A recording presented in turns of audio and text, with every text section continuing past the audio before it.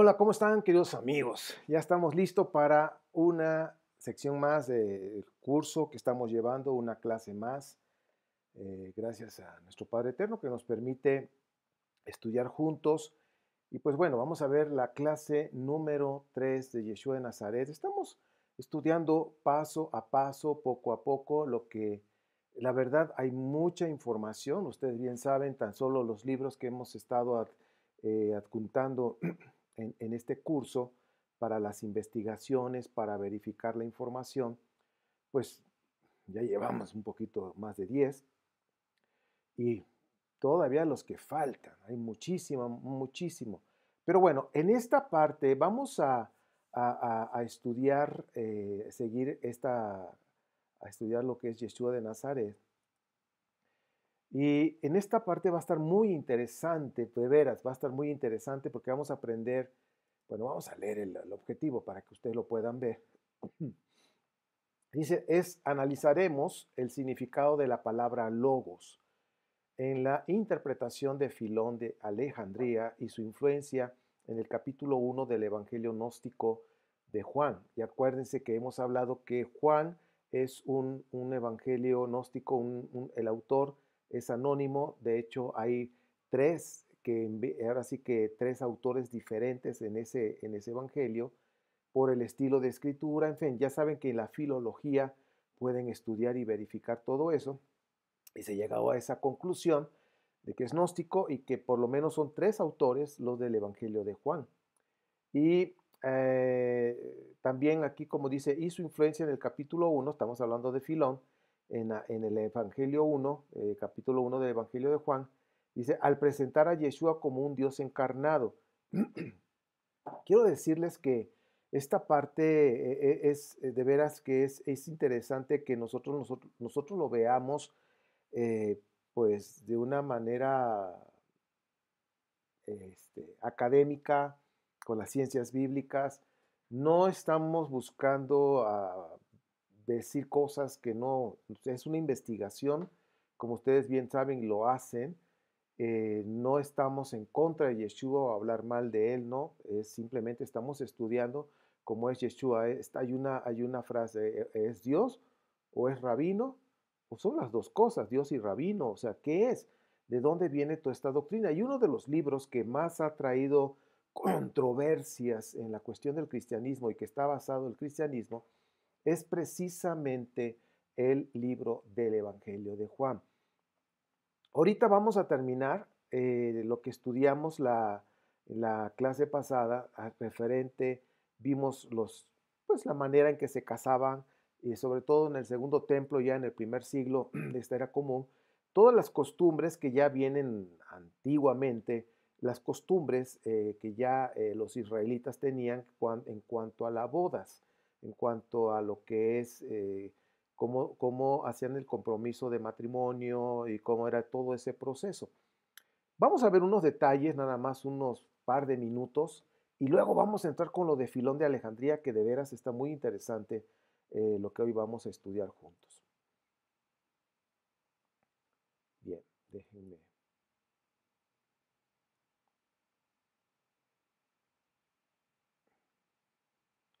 Ahí está. Dice, con respecto a Joseph, voy a estar viendo lo que es la pantalla y luego vamos a ir explicando, anexando alguna información.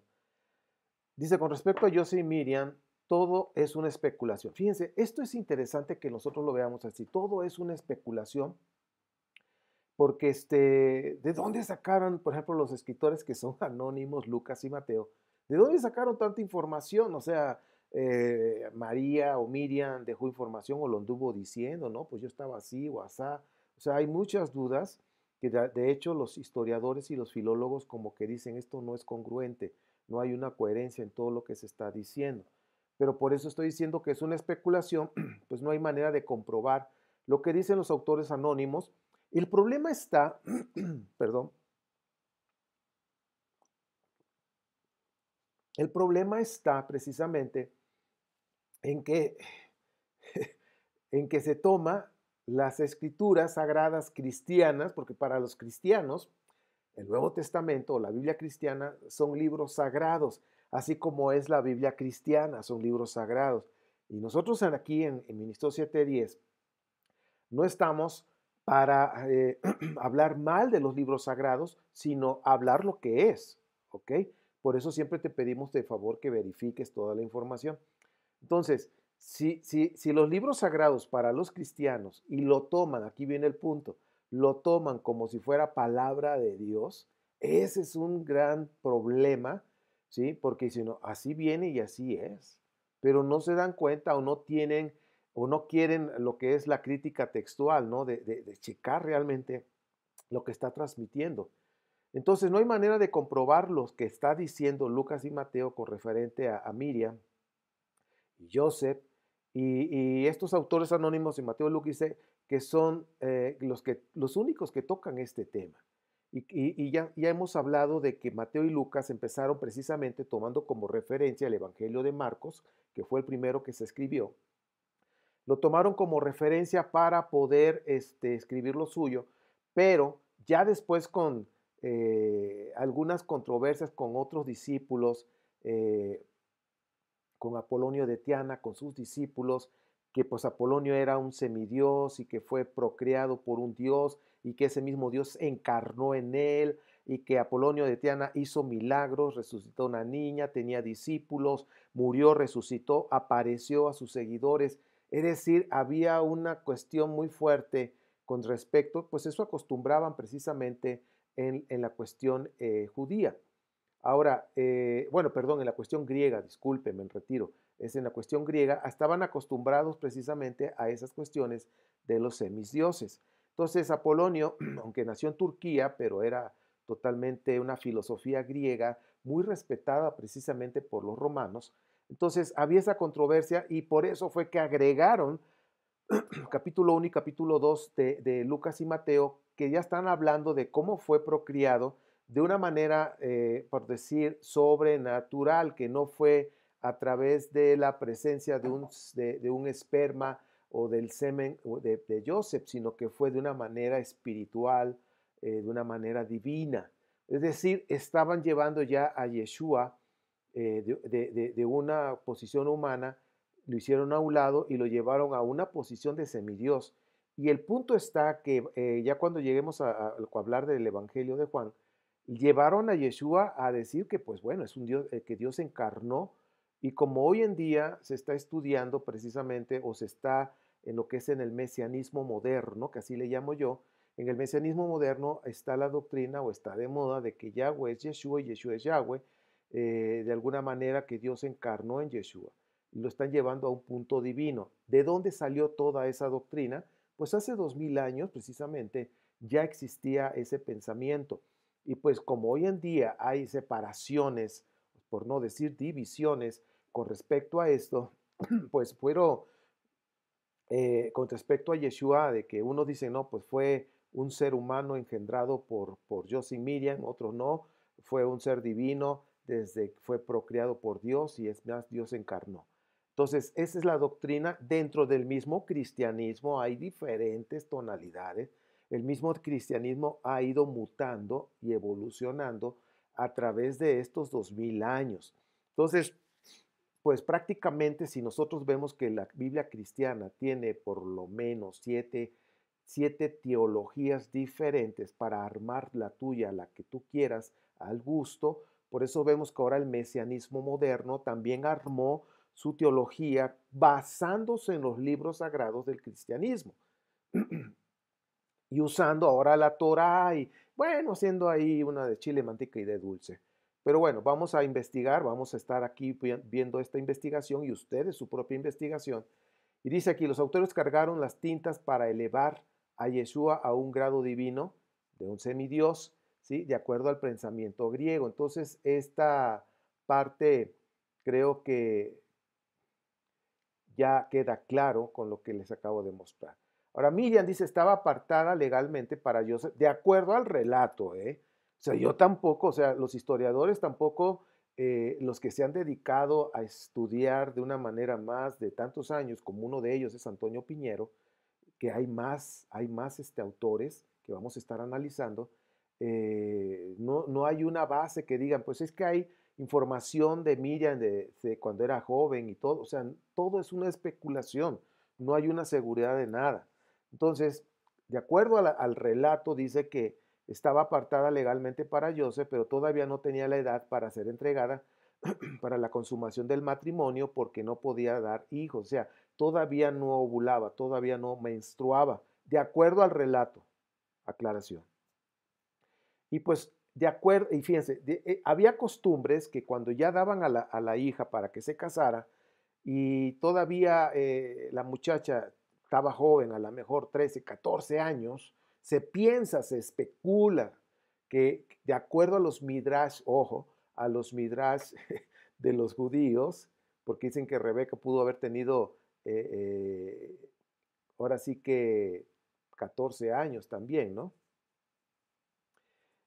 Porque la esposa de Isaac, es que hay un revoltijo, porque hay, ya saben, las fuentes que se escribieron, entonces 4 fuentes, y entonces hay una serie de como que no encajan, porque supuestamente que cuando se casó Isaac con Rebeca, pues tenía 3 años, y no, que la interpretación y el midrash judío llegaron al punto que tenía 14 años. Pues bueno, también es una especulación. Ahora, tomando en cuenta esa especulación y conectándolo con Miriam, porque así lo han manejado también para poder llevar a Yeshua a un nivel divino, decían que Miriam tenía 14 años, todavía no ovulaba, pero que ya estaba casada legalmente con Joseph y que una de esas teorías que hasta yo mismo la creía así, que Dios pudo haber puesto un óvulo nuevo ahí, un óvulo que si no ovulaba, pues si todavía no significa que sus ovarios no tuviera los óvulos, sí los tenía, pero aún no los soltaba. Entonces se puede pensar, especular, ojo, especular, que pues se soltó un óvulo de una manera milagrosa, que quizás no le tocaba, pero pum, Dios hizo que se moviera ese óvulo, vino el esperma porque tuvieron una relación sexual y pues ya se fecundó. Esa es una. La otra especulación que yo creí, no, pues Dios, para Dios no hay imposibles, pudo haber hecho un óvulo nuevo ahí, pum, apareció, y cuando llegó el esperma de Joseph, pum, embarazó, y de esa manera, pues ya Yeshua no tenía nada que ver con la, la transmisión del pecado de Adán. Pero si Adán no existió, ¿cuál pecado? O sea, te das cuenta todo lo que se va desencadenando y se va aclarando las cosas. Bien, vamos a seguir. Dice aquí, Joseph y Miriam estaban legalmente casados. Dice, voy a leerlo porque ya empecé yo. Joseph y Miriam estaban legalmente casados y los coloca en una posición diferente de acuerdo al concepto pagano del nacimiento virginal. El nacimiento virginal es muy diferente al concepto que tienen los babilonios, los griegos, más que nada en ese tiempo, y los padres de la Iglesia Cristiana Católica Romana. Recuerden que todo esto tiene que ver con la Iglesia Católica Romana, el cristianismo de hace 2000 años que empezó a surgir y que ha ido evolucionando hasta el día de hoy. Entonces, de alguna manera tenían que llevar a Miriam a un nivel también milagroso. De hecho, hay un evangelio, hay un escrito donde hablan de Miriam como de veras una súper, casi una semidios, aunque ya después dijeron la madre de Dios, pero de Dios de Yeshua como Dios, ¿ok? Entonces, bueno, vamos a ir aclarando todo esto. Y dice, para la teología católica es muy relevante que María o Miriam haya concebido sin relación sexual, porque es la única manera que ellos pueden explicar Isaías 7:14 que vimos la semana pasada. Que Isaías 7 realmente está hablando, y sobre todo el versículo 14 que estudiamos, se está refiriendo precisamente a Ezequías, al rey Ezequías. Sin embargo, hay versículos de la Biblia que los toman para poderlos acomodar. Ahora sí que esto es de Yeshua, y empiezan a tomar pues fuera de contexto, nada más porque dice una parte así. Entonces, de ahí se generó toda esta teología del nacimiento virginal de Miriam, que se embarazó sin haber tenido relaciones sexuales con su esposo Joseph. Entonces, bueno, todo esto, ya saben, ¿no? En el cristianismo se manejó y se ha manejado y se sigue manejando. Y hoy en el mesianismo moderno, que estamos hablando del siglo XXI, pues con más razón lo están tomando igual y sobre todo que están diciendo que Yeshua es el Dios encarnado. Y vamos a analizar eso porque pues no voy a decirte que creas que lo que yo creo, no, no, vamos a ver, te expongo la investigación para que tú también lo valores. Isaías 7:14, ya habíamos dicho que se refiere precisamente al rey Ezequías, no de Yeshua. Lo mismo sucede con Miqueas 5:2, que también tiene su trasfondo, que es un profeta del preexilio, que todavía no tenía, Miqueas no tenía idea del Mesías, de lo que es un Mesías, de pensar en un Mesías que iba a venir. No había esa idea. Recuerden que esa idea nació en un tiempo tardío, prácticamente después del año 300. De ahí empezó ya esa idea de un Mesías, y que el primer Mesías que tuvieron prácticamente, que así lo ven, que los rescató y los llevó otra vez, pues fue Ciro, ¿ok? De hecho, así, Isaías 45, de hecho, es el segundo Isaías el que escribió esto, el deutero Isaías, como hemos hablado, y a él lo ve como un Mashiach, que Dios lo honró, que Dios lo levantó.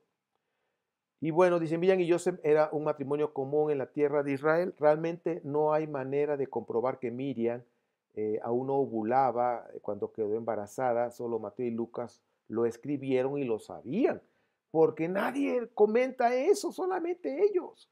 ¿Sí? O sea, no hay otro comentario. Es más, a Pablo, que la gran parte de la Biblia cristiana, de los libros sagrados de la Biblia cristiana, son paulinos, están en esa doctrina paulina, por decirlo así, que ya estudiaremos eso también, la doctrina paulina, para comprenderla.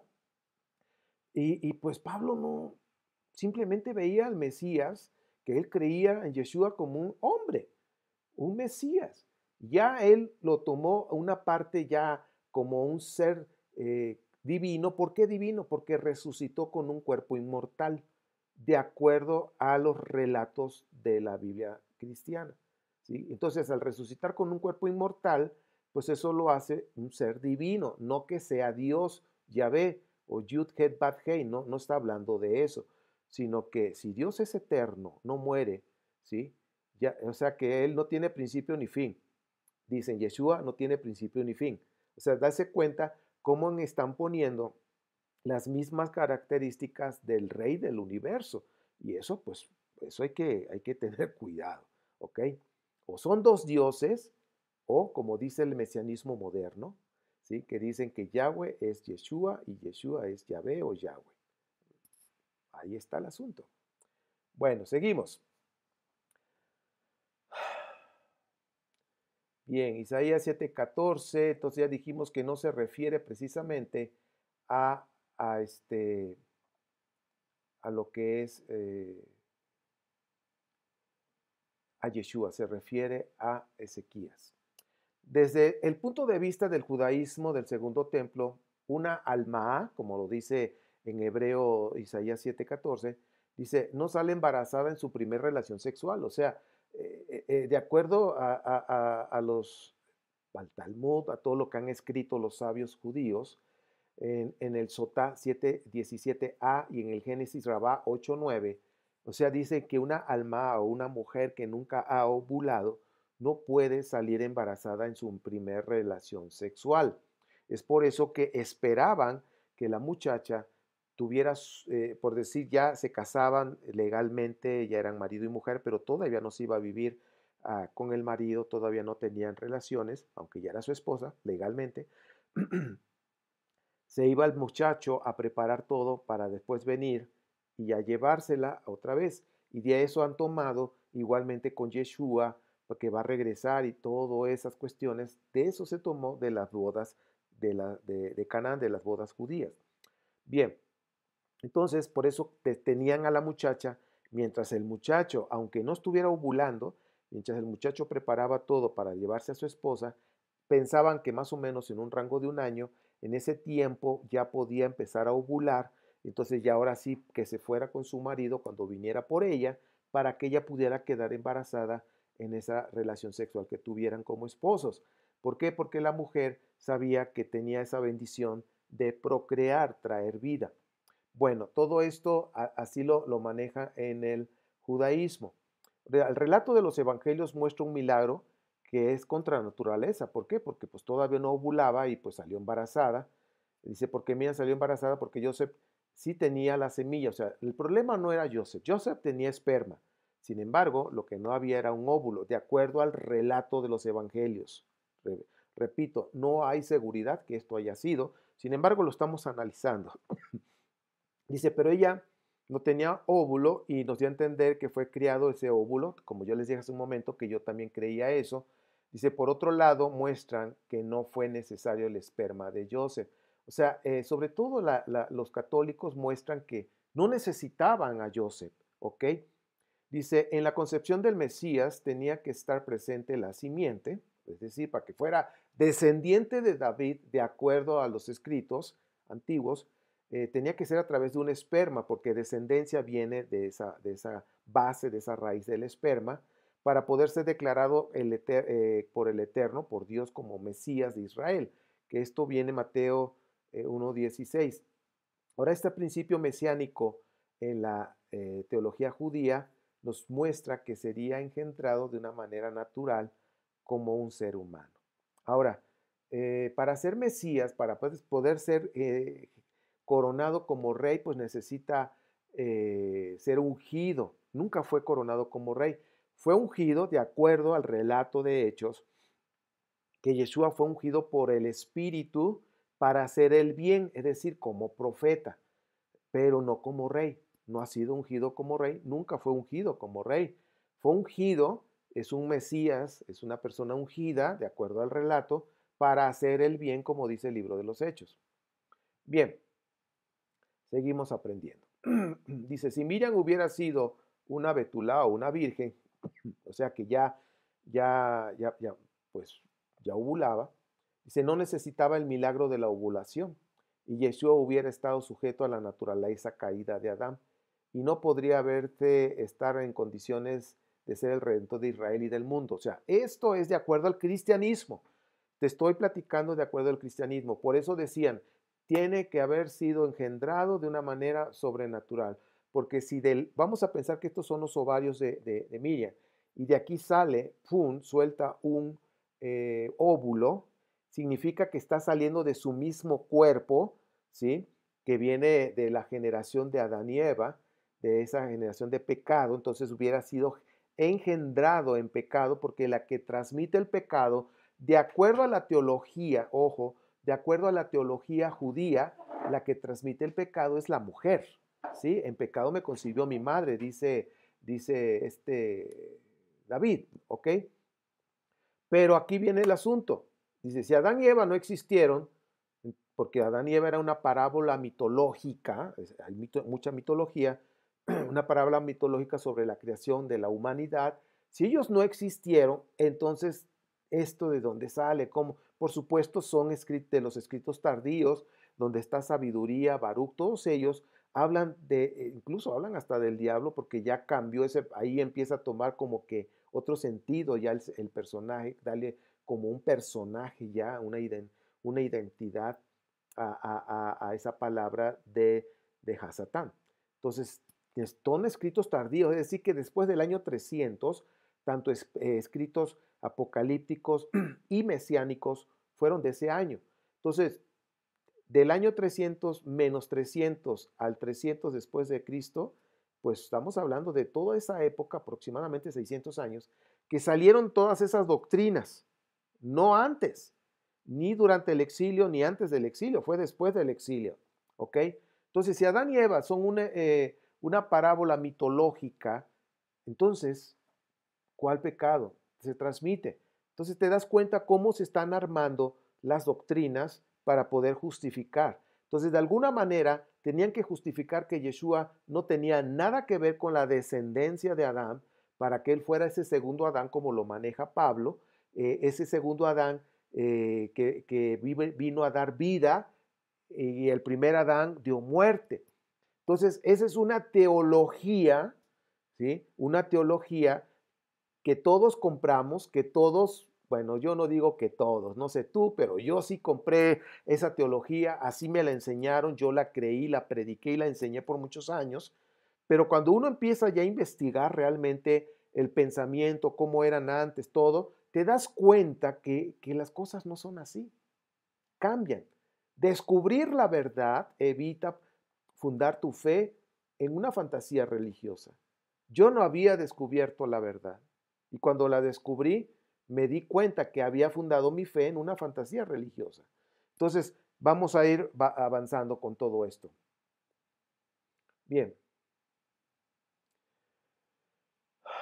Entonces dice, Miriam necesitaba un óvulo puro, como acabo yo de mencionar, para que, dice, no un esperma, para que este se transmite, porque un óvulo puro, la mala inclinación, los deseos de la carne, del pecado y todo eso, pues viene a través de la mujer, como decíamos. Entonces, pues dice aquí, por medio del óvulo femenino se transmite la presencia del poder del pecado, presencia y el poder del pecado y se pasa de madre a hijo, como ya les acabo de mencionar. Los evangelios abren la oportunidad para especular y formar creencias a la medida. Entonces, si te das cuenta, todo esto es lo que ha hecho el cristianismo y el mesianismo moderno hoy en día. Si el mesianismo moderno, ¿qué es? Son cristianos con kipá, con tzitzis, que han cambiado su lenguaje, pero la base doctrinal es la misma, totalmente la misma. Bien, ahora sí vamos a entrar con Filón, y aquí viene un asunto interesante con Filón de Alejandría, que él, sus años son entre el año 15 o menos 15, o decir 15 antes de la era cristiana, hasta el 45 de esta era común o de esta era cristiana. El filósofo judío con un enfoque helenista. Créame que de veras ustedes cuando empiecen a leer todo lo que los trabajos de Filón, de investigaciones que hay sobre eso, híjole, van ustedes a comprender. Hoy vamos a ver parte de esos escritos, de esos estudios que se han hecho y va a tomar sentido lo que es Primera de Juan, ¿ok? Digo, Juan capítulo 1, reitero, corrijo, Juan capítulo 1. Entonces, empecemos y vamos a ir analizando algunos puntos de este varón, de este filósofo, de este sabio judío helenista. Imagínate, estaba en Alejandría, donde estaba la sabiduría griega, los filósofos griegos, los libros griegos, o sea, las bibliotecas mejores y más completas. Entonces, imagínate toda la influencia helenista que él tuvo, todo el aprendizaje de filósofos, de Platón y de, bueno, los estoicos. Bueno, vamos a ver todo eso y toda la interpretación que hizo de la Torá. ¿Ok? Entonces, vamos a ver un poquito de esto. Dice, por los escritos de Filón, el judío o Filón de Alejandría, podemos saber lo que pensaba y creía en aquellos días. El hijo, dice, el hijo nacido en una virgen que no había ovulado, una alma, se consideraba como hijo de Dios. Ojo, ahora, si esto lo tiene Filón en su interpretación de la misma Torá, de algunos escritos de profetas, en fin, de la Biblia que existía en aquellos tiempos, fíjense cómo él dice, una persona que es alma, como dice ahí, es considerada que la persona que se va a engendrar después es un hijo de Dios, dice, porque el Eterno hizo el milagro de abrir la matriz para que pudiera concebir, por eso así lo escribieron, hijo de Dios. Ahora chequen este pensamiento y cómo Filón lo está interpretando, de dónde lo está tomando. Entonces dice, el hijo nacido en una virgen que no había ovulado es un hijo de Dios. Por eso, vamos a ir empatando cabos. Juan capítulo 1. Hay palabras claves como imagen, hijo de Dios, hombre de Dios. Entonces, vamos a ir viendo cómo el pensamiento helenista en la interpretación de la Torá, en la interpretación de cuestiones pues ahora sí que teológicas de la Biblia hebrea, vamos a ir tomándolo en cuenta, pero chequen la influencia helenista. Bien, Seguimos. Dice, entonces se decía que el Hijo fue engendrado por Dios. Ojo, ojo. Aunque solo era una manera literal y figurada porque solo Él podía haber causado el milagro. Entonces, fíjense cómo esta filosofía, si había una mujer que no ovulaba, entre comillas, vamos a decir que era estéril, por decirlo así, que los casos de los personajes que son personajes héroes y todos estos, pues eran de mamás estériles. Chequen el dato, es decir, que no ovulaban, no podían quedar embarazadas. Entonces se les consideraban que eran engendrados por Dios. Pero chequen el dato, por favor. Esto es importantísimo. Aunque es de una manera literal. ¿Por qué? Porque el que dio la oportunidad de vida, pues es Dios. Entonces decía, no, pues es un hijo de Dios. Filón interpretaba que Sara, vamos a checar ese dato, dice, había pasado ya de la edad de ovulación, como lo vimos la vez pasada, dice, de la edad para ser fecundada. Prácticamente podríamos decir que era como una alma. No estamos hablando de una virginidad, porque la virginidad, de acuerdo a nuestros conceptos, es una mujer que no ha tenido relaciones sexuales, no ha sido penetrada por un varón, no ha tenido una relación sexual de penetración de un varón, o sea, no ha sido tocada, por decirlo así. Entonces, dice, porque aquí dice, Filón interpretaba que Sara había pasado de la edad de ser fecundada a virginidad, pero esa virginidad de alma, dice, porque en el estado ya no estaba ovulando, era considerada como una mujer alma, ¿ok? No tanto virgen, sino así de que nunca, no, pues tenía su esposo. Y esto viene precisamente en lo que es lo que él interpretaba en Génesis 18. Bien. Ahora, estos ejemplos de hijos de Dios que vemos en la escritura, pues estamos viendo que, por decir, dice Isaac, Joseph el soñador, Sansón, Samuel, estamos viendo casos, y pues Yeshua, por supuesto, que es el que estamos estudiando, son casos de mujeres estériles que no ovulaban, que no había, pues vamos a pensar que no tenían óvulos para ser fecundados, vamos a pensar que en el caso, por ejemplo, del papá de Samuel, pues sí, tenía otros hijos, ¿sí? Entonces, en el caso de Sansón, pues no quedaba embarazada la mujer, era estéril, nos están dando datos importantes. Dice, en todos estos casos, sus madres tuvieron una relación sexual con sus esposos, ¿ok? Aunque hay una cuestión mitológica en la de Sansón, ¿sí? Ya una vez les expliqué, de acuerdo a los eufemismos que hay en la Biblia, pues realmente fue hijo de los dioses, por decir, de un enviado, de un semidios, de acuerdo a la mitología de aquellos tiempos. Bien, eso ya está aquí en YouTube, lo pueden ustedes checar, el de semidioses. Entonces, pues, si se dan cuenta aquí, estamos viendo que hay registros históricos hasta el siglo III de la era común, donde aseguran que Yeshua es el hijo de Joseph y Miriam. Es decir, lo vean de una manera natural, sin problemas, pero la Iglesia Católica declaró que todos estos escritos pues eran herejes, por eso es que no fueron incluidos en, en su canon de sus libros sagrados del cristianismo, ¿sí? Porque hay escritos que ven a Yeshua como un ser humano como tú y yo. Ahora, en la metodología hebrea se llega a la conclusión, dice aquí, que Joseph fue el padre biológico de Yeshua, pero eso afecta, dice, eso no afecta en la misión de ser enviado como un Mesías, es decir, como un ungido, como un profeta. Ahora, necesitamos diferenciar que el Mesías que espera Israel es un Mesías que es para ser coronado como rey y que va a poner orden y que va a gobernar sobre toda la tierra de acuerdo a la teología judía, ¿ok? Que es una teología tardía, que ya les dije, después del año 300. Entonces, Yeshua el hebreo, Yeshua el judío, fue engendrado por Joseph. Y no sabemos si Miriam era realmente una alma, no lo sabemos, ¿ok? Solamente Dios lo sabe, pero aún así, pues hubo un óvulo donde pues salió embarazada y pues nació Yeshua. Entonces, este punto hasta aquí nosotros estamos viendo ya que sabemos ya y nos damos cuenta que Yeshua pues fue un ser humano normal como todos nosotros, que fue procreado como todos los seres humanos.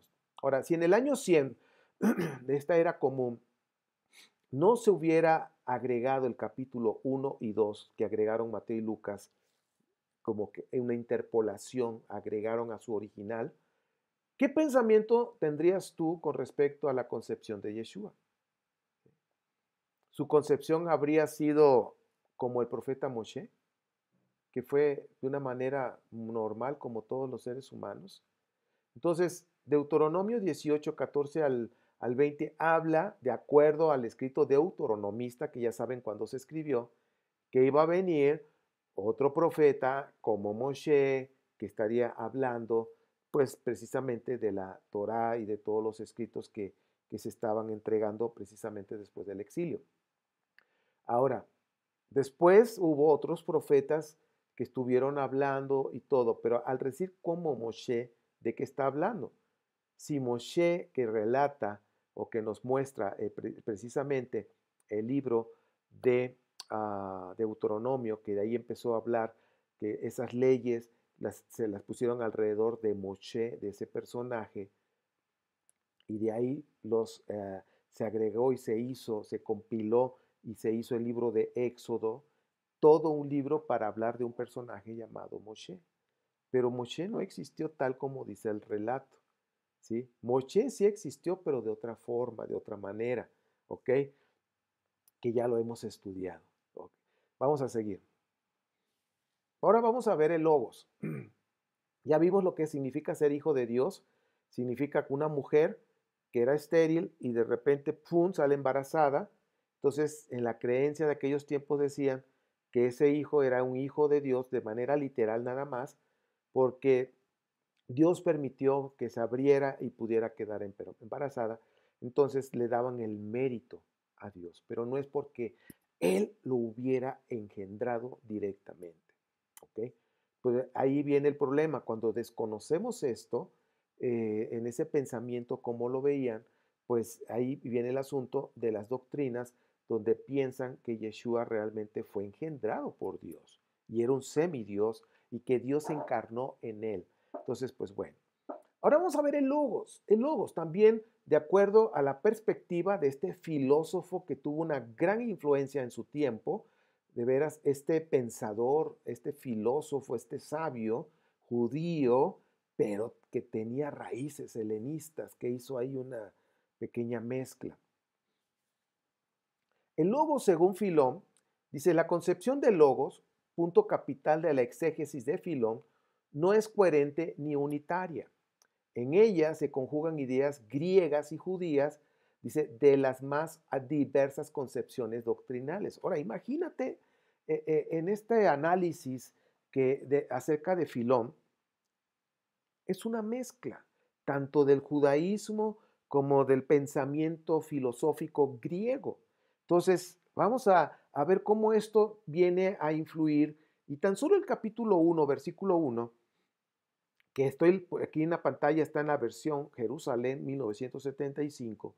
Dice, en el principio existía la palabra, que es Logos, y la palabra estaba con Dios, y la palabra era Dios. Ojo, el Logos era Dios. Entonces, así está traducido, y así vienen en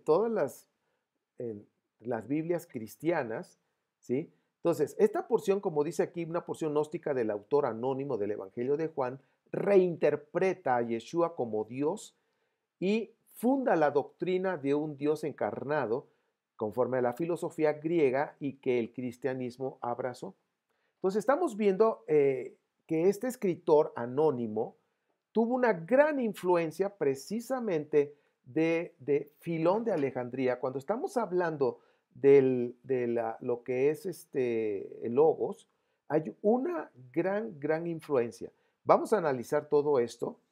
Dice, lo que es Heráclito, se toma la idea de Logos, divisor, agente de armonía del mundo, que situado como barrera entre los contrarios, evita que se mezclen y confundan, perdiendo su individualidad, es decir, los rasgos distintivos que determinan la naturaleza de las cosas. El logo es, pues, el pacificador que evita que las fuerzas antagónicas de las que está constituido el universo rompan el equilibrio y se destruyan. Es decir, aquí, cuando estamos hablando de este pensador, Heráclito, cómo está viendo el logos, cómo lo está interpretando. ¿Ok? Entonces, está viendo que está, dice ahí, eh, las fuerzas antagónicas de las que está constituido el universo, que rompan el equilibrio y se destruyan. Entonces, esta es la manera en que un pensador griego está viendo cómo es el logos, ¿sí? Realmente este logos tiene una fuerte influencia, o más bien concepto en la filosofía griega, ¿ok? Ahora imagínate este Filón tomando aquí, tomando acá y hacer su propia interpretación. Bien, el estoicismo, que es una filosofía fundada por Zenón, de dice aquí, de Sitio en el 335 al 263 antes de la era común. Se denomina la doctrina filosófica que practicaba el dominio de las pasiones que perturbaban la vida valiéndose de la virtud y la razón. Como tal, su objeto era alcanzar la felicidad y la sabiduría prescindiendo de las comodidades de los bienes materiales y la fortuna. O sea, fíjense, prescindiendo de la comodidad y de la fortuna. Casi, pues una filosofía muy fuerte de aquel tiempo. Dice, era una de las escuelas que estaban en el relato del libro de los Hechos 17-18. Es decir, cuando llegó Pablo y tuvo ahí con estos filósofos, esas escuelas, estaban los estoicos conocidos, el estoicismo, que es una escuela, y pues bien, chequen aquí virtud, la razón, felicidad, sabiduría, ¿sí? Y que podían prescindir de todo eso. Es decir, no necesitaban esas comodidades, que podían vivir sin eso. Ahora, con los estoicos, entiende Filón, o sea que Filón también estudió esa escuela, ese pensamiento, dice, entiende Filón que se trata de un principio universal, lazo o nexo entre todos los seres sensibles que extendido por todas las partes continuó e indivisible, dirige el mundo como un piloto, uniendo y manteniendo la cohesión de sus partes e impidiendo su dispersión en el vacío. Es decir, de acuerdo a todas estas doctrinas que acabamos de ver, viene ya a hablar de un orden, poner un orden, ¿sí? Establecer un cosmos, un orden, que haya un equilibrio. Bien, seguimos. Esas palabras son importantes porque se usan mucho al principio de caos y cosmos, ¿sí? El orden, el caos es el desorden. Ahora, con la idea de logos divisor, supera Filón la doctrina estoica, y aquí ya vemos cómo Filón lo empieza a manejar. Dice, supera la doctrina estoica sobre la conflagración, disculpen, que a veces ya no le alcanzo a ver, la conflagración universal, dice aquí, que supone la precariedad del equilibrio existente. Ahora, aquí dice, el exégeta judío entiende que la eterna estabilidad de ese equilibrio está asegurada por la acción, ojo, del logos o del logos divisor, quien ni permite que se altere el orden jerárquico de los demás seres, ni tolera la confusión a la mezcla.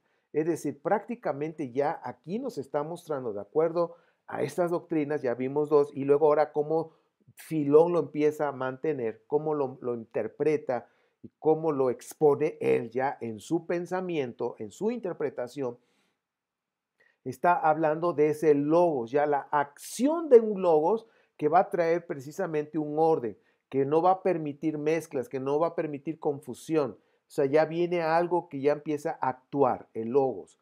Vamos a seguir viendo más. Finalmente dice, sigue a Platón, estamos hablando de Filón, sigue a Platón en cuanto a concebir a logos como una forma ejemplar o idea. Ojo con esto.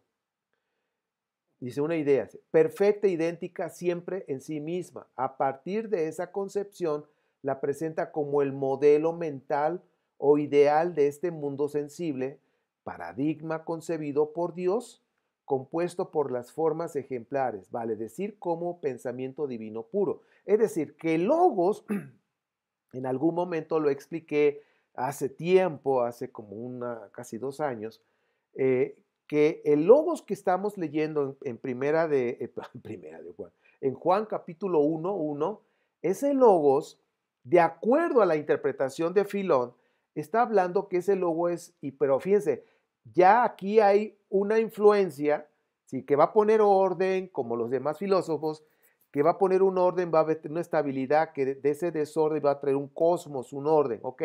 Pero aquí ya viene algo más que ya tiene Platón una influencia, ¿sí? Y que Platón habla en la interpretación de Platón con respecto al logos, que habla que es un pensamiento, es una idea, ¿ok? Pero ya aquí tomándolo, empieza, ahora sí que vamos a decir, ya poniéndolo como una parte teológica, ya el logos de acuerdo a esto, es un pensamiento divino puro. Entonces, el logo que nosotros leemos en Juan es un pensamiento de Dios, ¿sí? Y el logos, el pensamiento estaba con Dios, o sea, Dios estaba pensando en una creación de acuerdo a esta teología. Es decir, que Dios pensó en una creación de un universo, pensó en un cosmos, pensó que algo que ya estaba y puso orden, de acuerdo a Génesis, ¿sí? Porque de acuerdo a Génesis nos está mostrando capítulo 1 de Génesis que había algo que ya estaba, puso orden, ¿ok? Puso orden. Y aquí es donde entra la palabra logos. Entonces, fíjense aquí que es un modelo mental ideal de un mundo sensible, paradigma concebido por Dios, dice, compuesto por las formas ejemplares, vale decir, como un pensamiento divino. Entonces, ¿qué es un logos? Hasta este momento, dice, es un pensamiento divino puro. Pensamiento. ¿Eh? Y este pensamiento, este concepto, ¿de dónde viene? De Platón, ¿sí? Entonces, chequen cómo ya empieza a tomar todo sentido. Para Filón, el logos es el pensamiento de Dios en su operación creadora. Ahora ya estamos hablando de que el logos creó las cosas. Entonces, ¿de dónde sacó el escritor capítulo 1, versículo 1? ¿De dónde sacó ese concepto de que Logos creó las cosas? De Filón. De ahí lo sacó, ¿sí? Porque para Filón el Logos es el pensamiento de Dios, así es, en su operación creadora. Filón lo define como ser intermediario o instrumento de la divinidad. Lo concibe de manera diferente con respecto a los filósofos griegos, ¿sí? Pero tomó, visualizó, hizo su interpretación. Entonces ya estamos viendo que Filón nos habla de un pensamiento de Dios, pero que opera creando, ¿ok? Ante todo, el logos no es el ser supremo como el logos estoico. Ojo con eso, ¿sí? Del ratio, como dice aquí, ratio universalis. O el pitagórico, que es una monada, así lo manejan en los escritos, sino un subordinado suyo, inferior a Dios, pero superior a todos los demás seres. Ahora, chequen. Ya aquí este Filón nos muestra que el logos, ¿sí? Está en la parte creadora, pero el logos ya no es como lo que acabamos de ahí de los estoicos y los pitagóricos, sino que está hablando de una persona que está debajo del ser supremo, del rey supremo, ¿sí? Como dice, inferior a Dios, pero superior a los seres humanos, a todos los demás seres. Es decir, si tú puedes conectar esto con Hebreos capítulo 1, que está por encima de los ángeles, está hablando de los demás seres, ángeles y seres humanos, ¿sí? Entonces estamos hablando de esta filosofía de Filón, ¿ok? Chequen, con respecto al logos. Entonces, de ahí, pues imagínate, ¿no? Ya te darás cuenta el libro de Hebreos, todo lo que hay que estar con cuidado, lo que está diciendo, porque está llevando a Yeshua a otro nivel, a nivel divino, como Dios. Y pues la escritura nos muestra que hay un solo Dios, no más, la escritura hebrea. Ahora, la interpretación que tiene Filón del logos genera una pregunta. ¿Se trata de un ente concreto distinto de Dios, del Rey Supremo? ¿O si es simplemente un contenido mental de la divinidad, una inherencia de ella sin autonomía existencial? Es decir, que si está hablando, dice aquí, de una persona en concreto, vamos a decirlo en otras palabras, ¿está hablando de un ser concreto o solamente es un pensamiento, como dice aquí, que no existe de una manera humana, existencial? ¿Por qué? Porque el libro de Juan, el Evangelio de Juan, que ya dijimos que es un libro gnóstico, habla de la preexistencia de Yeshua. Y a Yeshua lo ponen en todas las sopas que aparecen, las teofanías de la Biblia cristiana, que con Daniel, que los que aparecieron en el horno, pues Yeshua, que el que luchó con Jacobo, Yeshua, que el que habló con Moisés en la zarza, en todos lados, era Yeshua, el que anduvo paseándose en el jardín era Yeshua. Eso yo también lo creí. Pero ya cuando empiezas a ver esto, dices, no, pues no era Yeshua, porque si hacemos que Yeshua era un ser preexistente que ya existía, ¿sí? Y que de alguna manera, que si fue posible, tenía un cuerpo porque luchó con Jacob de acuerdo a esa doctrina cristiana, entonces significa que renació en el vientre de Miriam. Entonces estamos hablando de una más bien reencarnación, ¿sí? Que ya existía y reencarnó en Miriam, en el vientre, como un hijo. Entonces, imagínate todo lo que se está desembocando ahí con todo esto. Entonces, le estamos hablando de filosofía griega.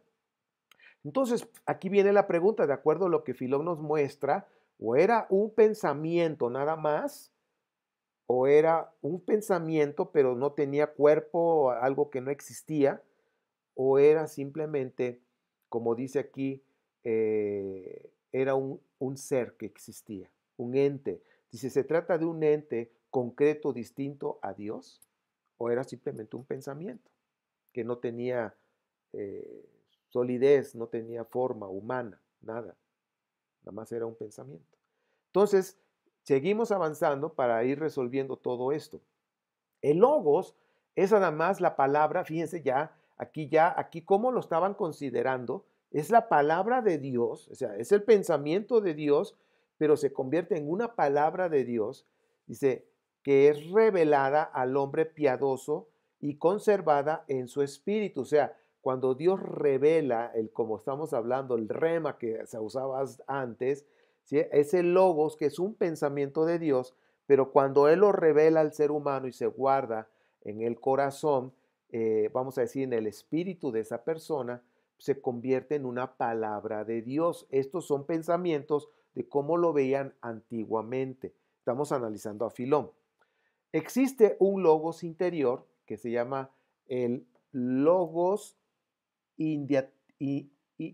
endiatetos.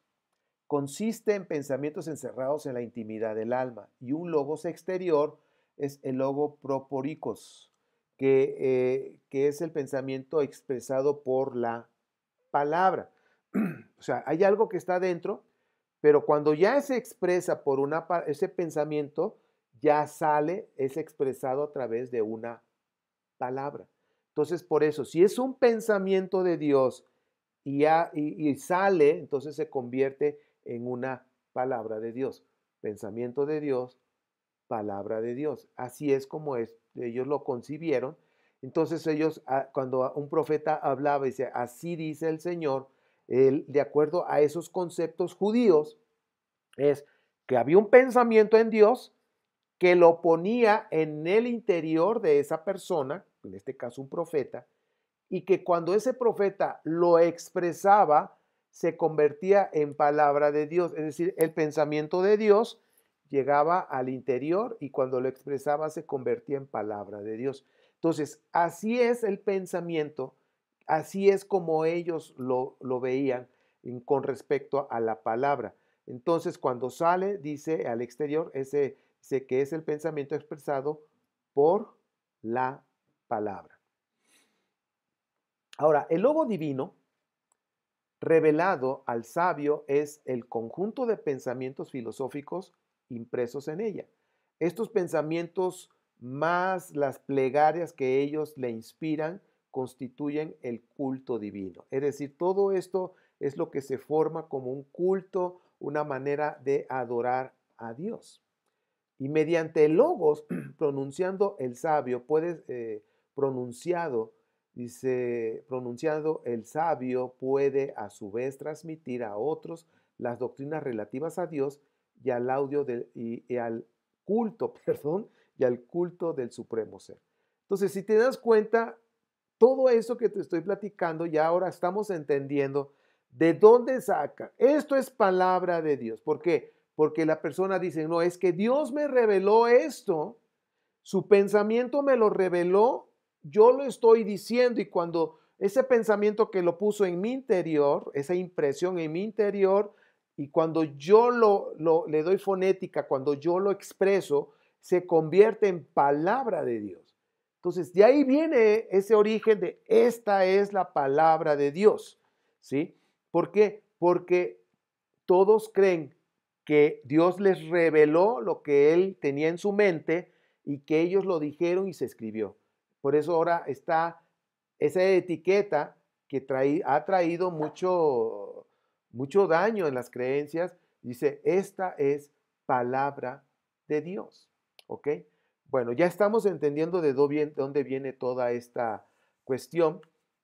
También dice este sentido la palabra divina o pensamiento del sabio, ojo, pensamiento del sabio, el logos divino es un intermediario de inferior jerarquía que Dios, por cuanto conforme al pensamiento extendido entre los antiguos acerca del papel de la palabra, que es el pensamiento según el cual el signo verbal no es arbitrario, sino una copia, aunque imperfecta, de las cosas.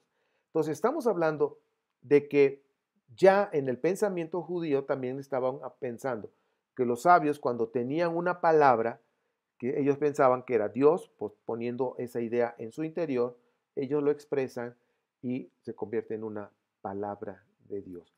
Ahora, esto de palabra de Dios se empezó a manejar más fuerte precisamente con Esdras, cuando ya trajo la Torá, cuando ya se había compilado y la mostraron al pueblo, que es ya la constitución del pueblo en la parte política, en la parte ética, moral y en la cultural, la cuestión religiosa, por decirlo así, lo manifestaron como palabra de Dios. ¿Sí? Algo revelado que fue llegado a unas personas, a las fuentes, y que ellos lo hicieron, lo dijeron, lo escribieron. Así es como ha sido la filosofía en el judaísmo, o sea, los pensamientos en el judaísmo, y que eso de alguna manera se transmitió a los cristianos. Por eso dicen que los libros sagrados de la Biblia cristiana es palabra de Dios, que es revelación del pensamiento de Dios puesto en una persona, que en este caso Pablo o los autores anónimos que escribieron, y así lo considera que es palabra de Dios, pero está basado en esa filosofía. El logo divino es una copia imperfecta de Dios, ¿ok? Dice, como una sombra de Dios mismo, alcanzar el logos divino es llegar a un punto más alto en el avance hacia el conocimiento de Dios. Entonces, cuando estamos hablando de ese logo divino, el logo se hizo carne, ¿sí? Que es una copia imperfecta, o sea, la imagen de Dios aquí en la tierra. Chequen los datos, chequen ustedes los lenguajes para poder elevar a Yeshua a otro nivel por encima de todos los seres humanos. ¿Ok?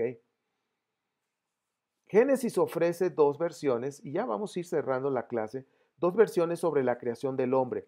Filón distingue dos criaturas o dos criaturas humanas, que es el hombre criado a la imagen de Dios en el capítulo 1, donde dice, hagamos al hombre, ¡pum!, aparecen los dos, ¿no? Hombre y mujer, en el capítulo 1, esa es a imagen de Dios, pero viene la otra versión, que es el que fue fabricado por la tierra, tomado de la tierra. Entonces tenemos dos versiones de hombres, ¿ok? Filón, aquí, ¿cómo ve todo esto? Filón sabía que había dos versiones de la creación humana. Entonces Filón presenta dos descripciones distintas, es decir, en los comienzos sobre la creación del mundo y al principio la interpretación alegórica. Ojo, aquí también Filón sabía.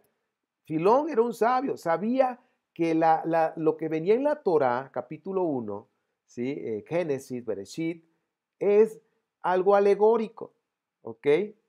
El mismo Filón, que es un judío. Entonces, aquí vamos a ver hombre de Dios. Ahora vamos a tomar hijo de Dios, ya vimos por qué, en el pensamiento judío, cómo lo veían, quién era un hijo de Dios, pero era como un crédito que le daban a Dios porque a una mujer estéril le habían dado la oportunidad de procrear, pero no porque Dios lo hubiera engendrado en sí, ¿ok?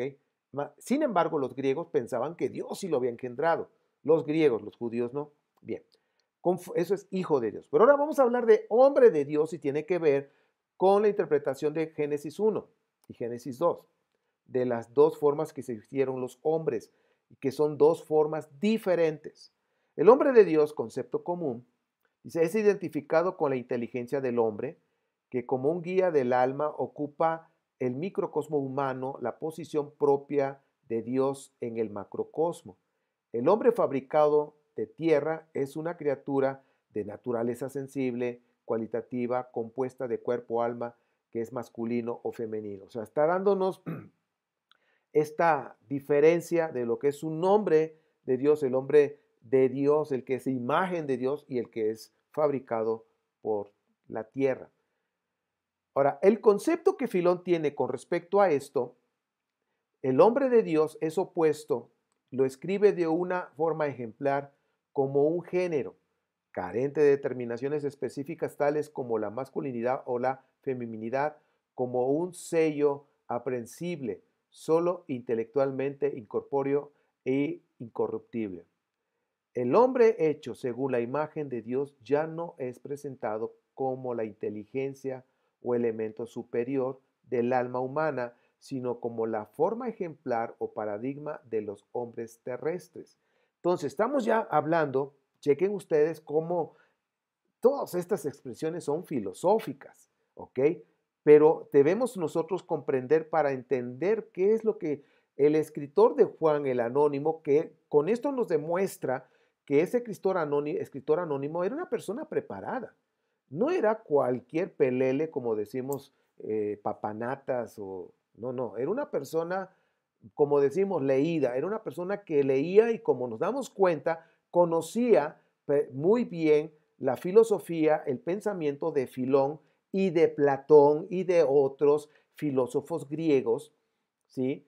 Entonces Platón nos está mostrando para él lo que es el hombre de Dios, el que es el hombre terrenal, que quiere decir, en pocas palabras, el hombre de Dios, el que está a otro nivel, el que es imagen de Dios a otro nivel, y el hombre terrenal es el hombre común, en pocas palabras, ¿ok? Hombre terrestre que le llama. Ahora, la segunda interpretación, que también es alegórica, es decir, en la segunda descripción donde el hombre de Dios figura entre los intermediarios y es caracterizado como una imagen o copia del logos, tal como este a su vez una imagen o copia de Dios. Entonces ya estamos hablando que hay un hombre de Dios que es una copia de logos, que está a otro nivel, de acuerdo a esta interpretación alegórica. Dice aquí una imagen o copia de Dios. Entonces, checa, es que Yeshua, de acuerdo a Hebreos 1, es la imagen, el reflejo de Dios aquí en la tierra. Ojo, eso es filosofía, ¿ok? Entonces, están metiendo esa manera de interpretar el logos, lo están aplicando y elevando a Yeshua a otro nivel, ¿sí? De acuerdo a esta interpretación. Dice, aquí ya no aparece la oposición de hombre de Dios y el hombre terrestre. El hombre de Dios es un hombre forjado según la imagen de Dios, con la inteligencia humana y con otra inteligencia distinta e independiente del complejo humano. ¿Qué significa?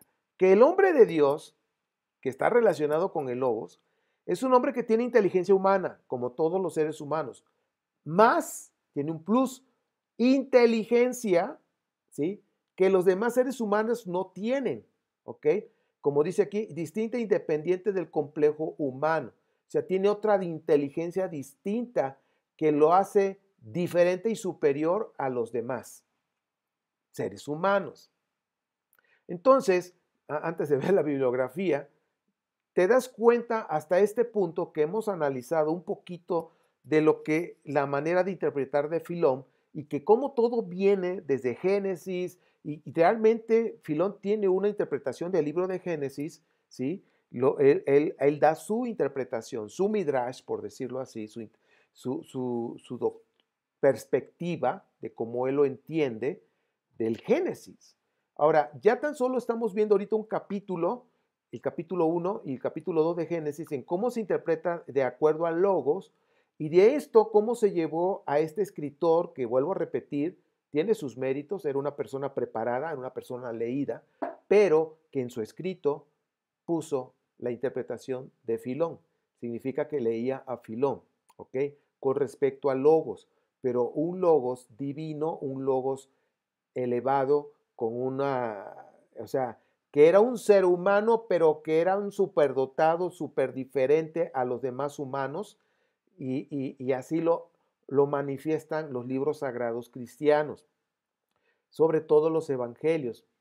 Pablo, de alguna manera, no lo ve así, por eso te digo que la Biblia cristiana tiene siete teologías diferentes, entonces, arma tu teología a la que tú quieras, pero yo nada más quería mostrarte cómo es el logos de Filón y cómo es el logo de Juan, que es el mismo, es copia y pega,